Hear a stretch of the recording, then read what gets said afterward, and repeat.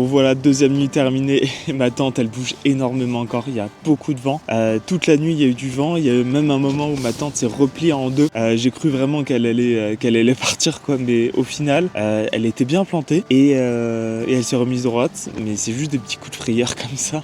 Ça prévient pas, mais en tout cas à part un peu de froid et ce vent, la vue là depuis la tente est juste magnifique. Je devais dormir de base dans la cabane de la Jasse du Play, et finalement il y avait beaucoup trop de monde quand je suis arrivé hier. Il y avait facile au moins 20-25 personnes, et donc pour les couchages c'était compliqué, il y avait des sacs partout, etc. Donc la solution c'était avant le coucher du soleil de vite planter la tente encore malgré le vent, et je regrette pas, franchement déjà la vue est incroyable, et puis là du coup je suis dans mon intimité dans cette tente, donc voilà. Et aujourd'hui direction d'abord le Grand Vémont puis la cabane du Prépéré, et du coup ça sera 16 km, et la difficulté ça sera le Grand Vémont, donc le sommet du Vercors, avec là direct plus 700 et 800 mètres de D+, pour arriver aux 2300 et quelques mètres d'altitude. Ça va être trop bien, il y a un temps de malade, donc c'est parti pour la journée 3.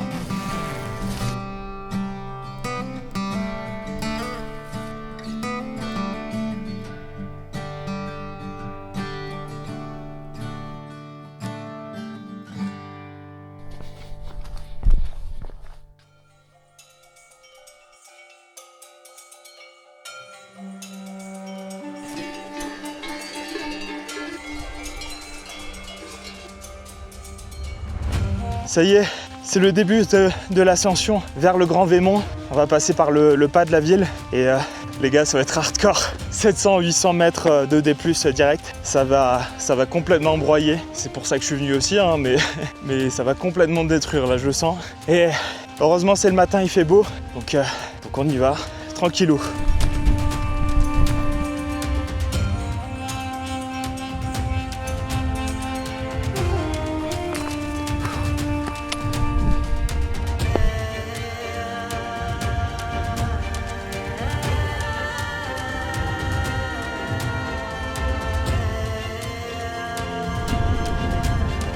Je viens de passer le pas de la ville qui du coup marque une étape dans cette ascension vers le Grand Vémont. Donc là, la prochaine étape c'est le Grand Vémont.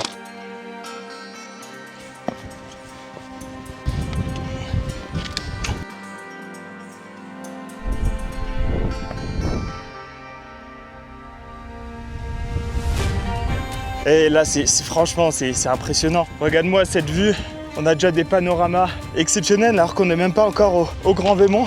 J'ai croisé le bouquetin que vous avez vu avant. C'est une ascension qui est vraiment exceptionnelle et je m'en rappellerai vraiment très longtemps.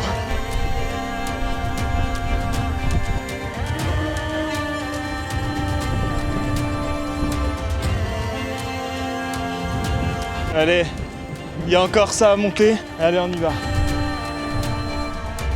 Oh, les derniers mètres, ils sont interminables. Ça se tire en longueur et on y est presque. On y est presque à ce Grand Vémont, plus de 2300 mètres d'altitude. Allez, c'est pas maintenant qu'on s'arrête, hein, de toute façon. Je perdrai plus en redescendant. Allez, je vous retrouve au sommet du Grand Vémont.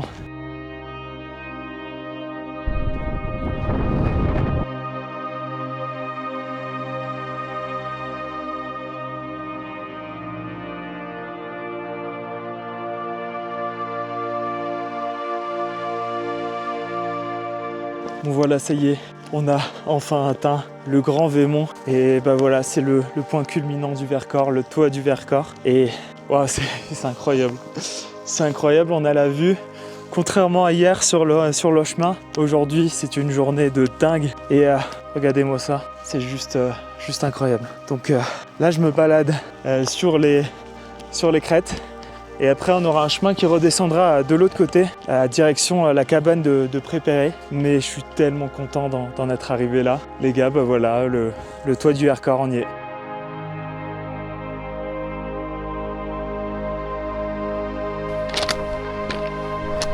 Allez, je profite de la descente pour vous faire un petit point chiffre. Me remerciez pas, c'est gratuit.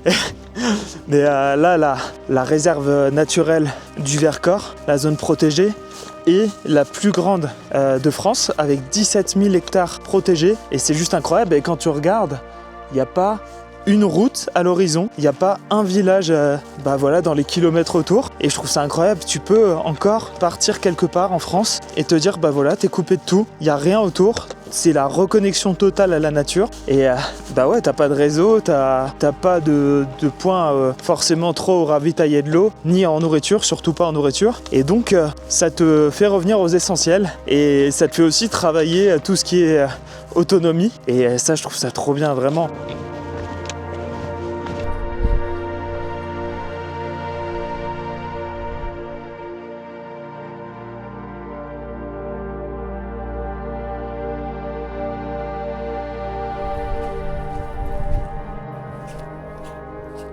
C'est sympa dans cette zone, t'as zéro balisage. T'as intérêt à bien suivre les cairns.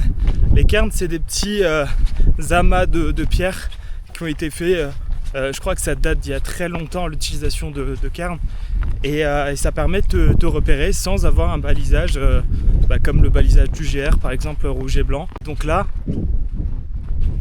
tu vois, c'est comme ces genres de prairies avec beaucoup de roches, mais tu peux vite te perdre si t'as pas ces petits cairns qui sont là pour t'aider.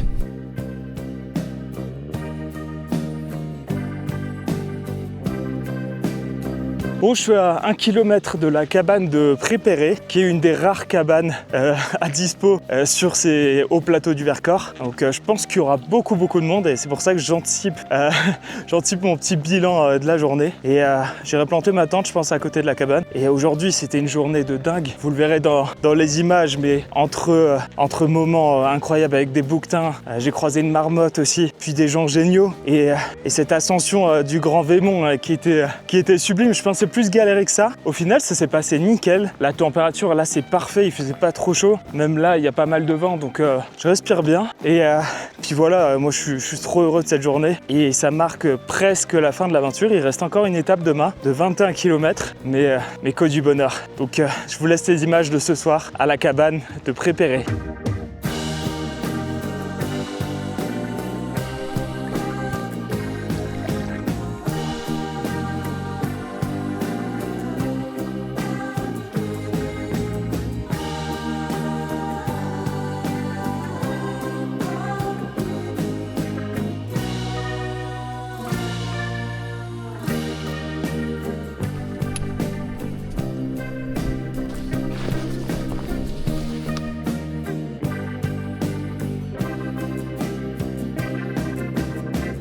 Bonjour à tous, c'est dans ce décor juste magnifique et isolé de tout que commence cette dernière journée, la 4e journée dans le Vercors pour cette traversée. Et j'ai dormi à la cabane donc de Prépéré. C'était un lieu mais incroyable, c'était comme ici mais vraiment isolé de tout avec des prés tout autour comme son nom l'indique. Et ce qui est bien, c'est qu'il y a beaucoup de gens qui étaient en bivouac autour de la cabane, qui n'étaient pas finalement trop dans la cabane et qui profitaient vraiment de ses environs. Et il y avait pas un bruit mais de toute la nuit. J'ai pu dormir, je pense, une des rares fois où je peux dormir sans boule caisse. Donc incroyable. Et voilà, aujourd'hui j'ai une journée de 21 km jusqu'à l'arrivée à Châtillon en Diois. 21 km avec quand même un peu de montée, mais surtout une méga descente à la fin avec au moins 1200 mètres de dénivelé négatif. Donc on va le sentir dans les jambes jusqu'au bout. Mais en tout cas, c'est une belle journée qui s'annonce pour cette dernière journée dans le Vercors.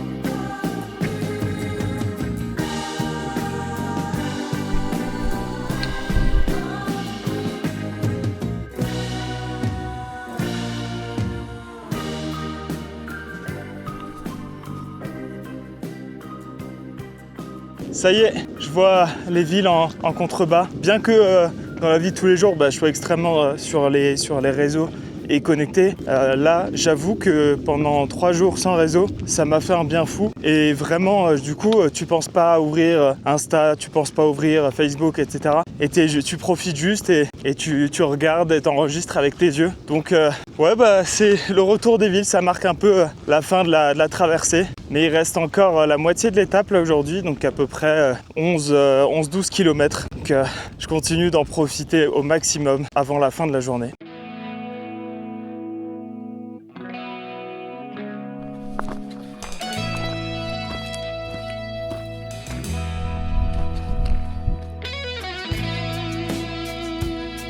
Bon, ça commence à descendre et vous savez ce que ça veut dire? C'est-à-dire qu'on attaque les 6-7 km avec 1200 mètres de dénivelé négatif. Autant vous dire que je vais bien me broyer les articulations comme il faut et ça fait plaisir. Et on arrivera après direct à Châtillon, donc la fin de l'aventure du Vercors. Mais en tout cas, avant même d'arriver, je suis forcément là déjà un peu ému que ça se termine. C'est toujours pour moi quelque chose de terminer un trek.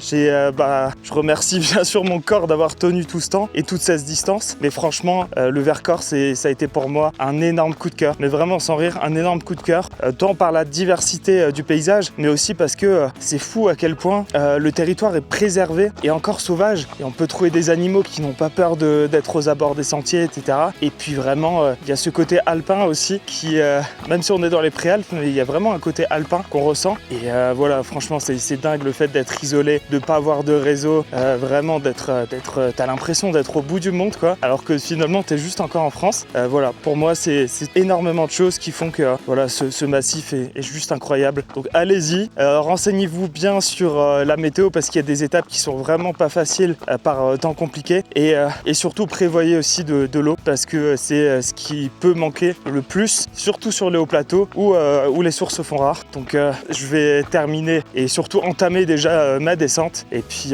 on se retrouve en bas après pour la fin de l'aventure.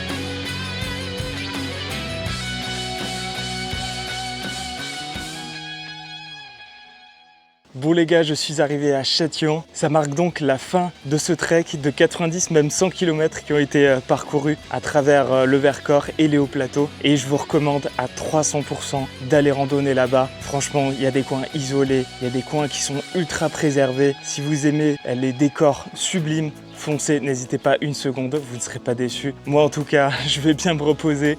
Je vais un petit peu visiter Châtillon aussi, je vous laisse quelques images. Et puis nous, on va se retrouver très bientôt pour de nouvelles aventures. Allez, ciao!